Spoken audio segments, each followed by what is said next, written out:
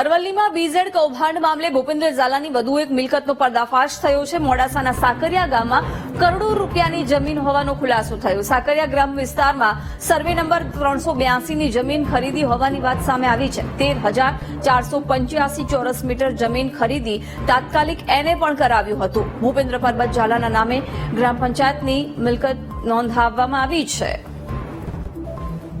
વિગતો સાથે સંવાદદાતા તસ્લીમ જોડાયા છે। તસ્લીમ, ભૂપેન્દ્ર ઝાલાએ કરોડો રૂપિયાની જમીન ખરીદી હોવાનો પણ ઘટસ્ફોટ થયો છે, શું અપડેટ છે આ મામલે? ચોક્કસપણે ભૂપેન્દ્ર ઝાલા પર આરોપ લાગ્યા 6000 ત્યારબાદ તેની એક નવા એક મિલકતો બહાર આવી રહી છે। આજે અરવલ્લી જિલ્લાના મોડાસાના સાકરિયા પાસે એક નવી મિલકત આવી છે। અંદાજે 7 વીઘાની આસપાસ આ જમીન છે અને તાત્કાલિક એને પણ કરાવી દેવામાં આવી છે અને પોતાના પિતાના નામે હોય તેવું દેખાડવામાં આવ્યું છે। તલાટી ગ્રામ પંચાયતમાં તપાસ કરતા આ જમીન હાલ જ એને થઈ છે અને હાલ એનું બાંધકામ ચાલી રહ્યું છે। એટલે ચોક્કસપણે એક પછી એક નવી મિલકતો જે એણે લીધી હતી તેની તમામ વિગતો બહાર આવી રહી છે। બિલકુલ તસ્લીમ, આભાર જાણકારી માટે।